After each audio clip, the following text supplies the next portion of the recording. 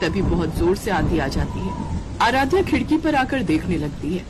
बाप रे, बहुत तेज आंधी है, लेकिन ये घर तो खाली करना ही पड़ेगा। अगली सुबह आराध्या अपनी दुकान पर जाती है, लेकिन उसने वहाँ पर कुछ ऐसा देखा जिससे उसकी आंखों से आंसू बहने लगे। कल रात की आंधी की वजह से उसकी पूरी दुकान उजड़ चुकी है। सब कुछ तहस नहस हो गया। सिर्फ गैस सिलेंडर ही बचा है, जिसे लेकर वो अपने घर आ जाती है। दीदी, ये सिलेंडर यहाँ क्यों ले आई? तू यहीं रुक, मैं जरा किराए पर कोई घर देख कर आती हूँ। आराध्या बहुत कोशिश करती है, पर इतनी जल्दी तेज बरसात में कोई घर नहीं मिलता। अब ना ही उनके पास दुकान बची और ना ही रहने के लिए छत। दीदी, अब हम लोग कहाँ जाएंगे?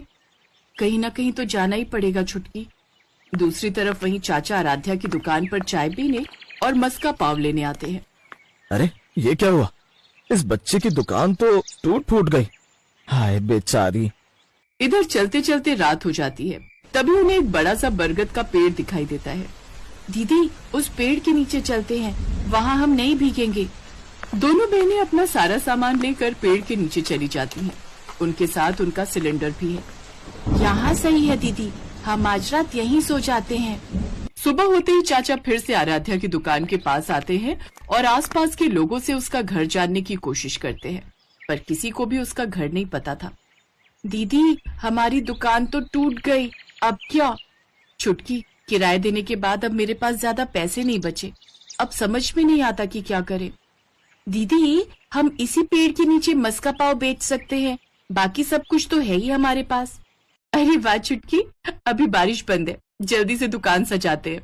इस कठिन परिस्थिति में भी दोनों बहनें हार नहीं मानती। आराध्या मस्का पाव और चाय की दुकान एक बार फिर से खोल लेती है। उनकी दुकान तो खुल गई थी, लेकिन बारिश की वजह से ज्यादा लोग नहीं आ रहे थे। लेकिन किसी तरह जिंदगी तो बितानी ही थी।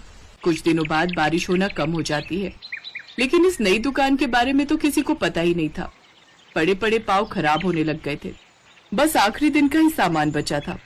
आज बिक्री नहीं हुई तो हम हार जाएंगे, हम भूखे मर जाएंगे। अब जिंदगी और मौत का सवाल था, और अक्सर इसी जगह से लोगों के नसीब बदलते हैं। उन लोगों के साथ भी कुछ ऐसा ही हुआ। पूरा दिन एक भी बन मस्का और चाय नहीं बिकी, लेकिन शाम को अचानक से वही चाचा उनकी दुकान के सामने आ पड़े। अरे आराध्या बेटा, तुम यहाँ बैठी हो।